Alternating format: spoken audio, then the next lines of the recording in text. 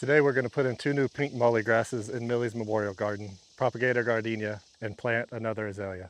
So this is Millie's memorial garden. She was our Chihuahua that we had for about 18 years, and we recently had to send her over the Rainbow Bridge. So we built this memorial garden for her.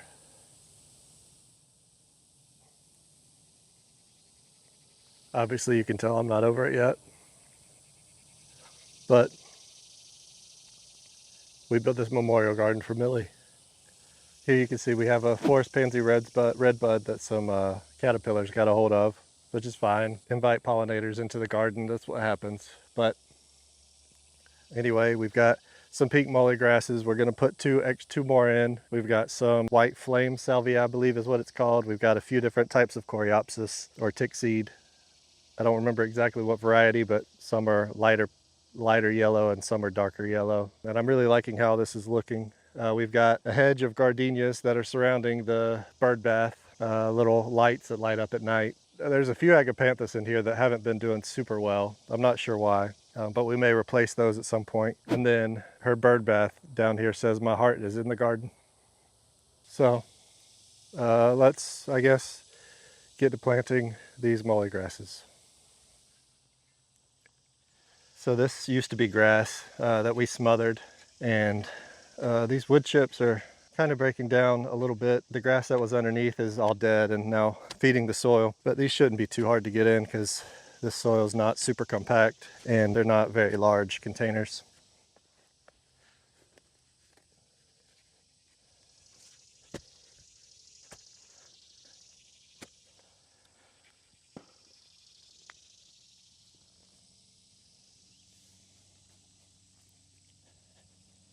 It's an acorn. We're dealing with an armadillo infestation right now. So there's several spots where they've dug up. They've tried to dig up some of these plants. I'm trying to take care of it and use some Mulmax to get them to move on. Just a minor annoyance that we're dealing with. This is our leaning fence post, as you can see, maybe. Well, it's not leaning. When I put it in, it was straight, but the sun and moisture, I guess, baked it, and so it caused it to bend over. Like you can see on the bottom, it's pretty straight, but then it curves really heavily, and I can't be bothered. It's character. That's character. Can't be bothered to get it out. I don't think I mentioned these muhly grasses grow to be, the tag says 3 feet by 3 feet. I'm spacing them in a way like I always do to where hopefully at their mature size they'll grow into each other. Not crowd each other, but grow into each other. I like everything to play nicely together.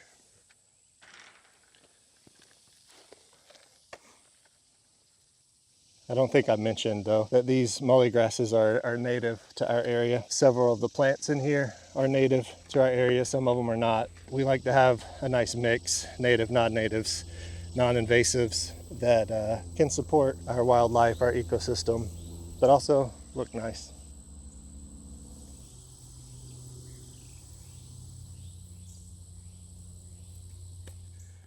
I'm gonna plant another Formosa Azalea. Plant it here in the shade. They do really well here, so we like them. We like a lot of them. This is gonna be a tough dig because another live oak that I have right here. This also used to be kind of part of the driveway, so the soil is really compacted. So this will be another fun one.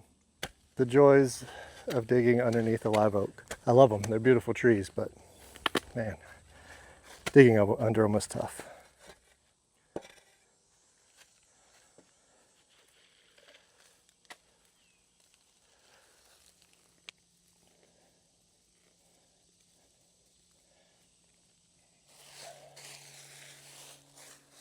And there's the Formosa Azalea. This is our Gardenia standard tree form that we absolutely love. We love the flowers on it. It's in a little bit too much shade, so it's kind of stretching, so I have to keep it pruned a little bit. We're gonna propagate it today. What I usually do is wait until this new growth comes out, wait until it flowers, and then I take some of this new growth that comes out and cut it off. And one more thing, whenever you're cutting,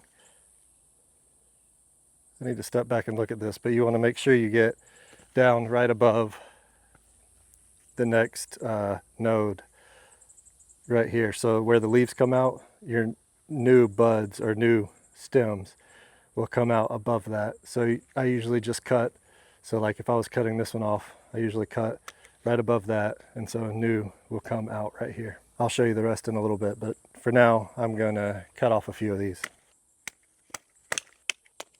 All right, so now for propagation. I usually take the newest growth, cut it off, and then peel back all but maybe 2 leaves, and even sometimes I cut those leaves in half, trim off the tip so that it's not sending new energy into new growth, and then cut the leaf in half so that it doesn't draw up too much water, but the leaves can still photosynthesize and send energy down and create new roots, because that's our goal, is to turn this little stem right here into a new plant. So my soil is really just a mixture of organic potting mix and some pine bark fines. Fill it up, and then we'll stick some cuttings in there.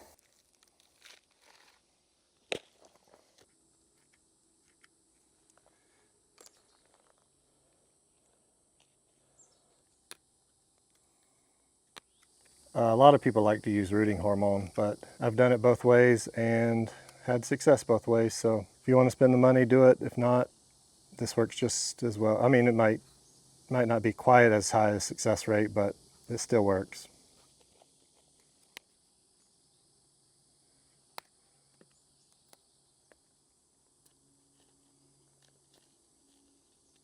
This one's all small leaves, so I'll leave all 3.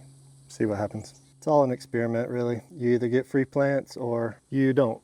And I had needed to trim that tree anyway. So let's see what works and what doesn't. This stem's a little bit more woody, so I'm gonna wound it a little bit by scraping some of the bark off and sticking it in.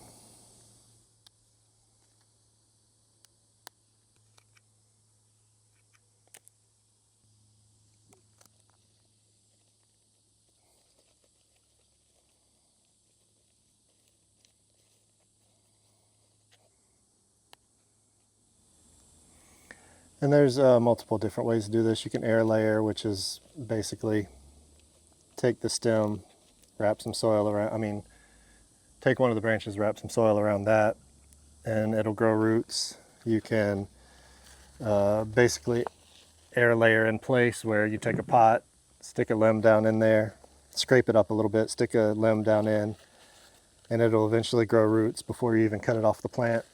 I like this way. So I've got 3, 5, 7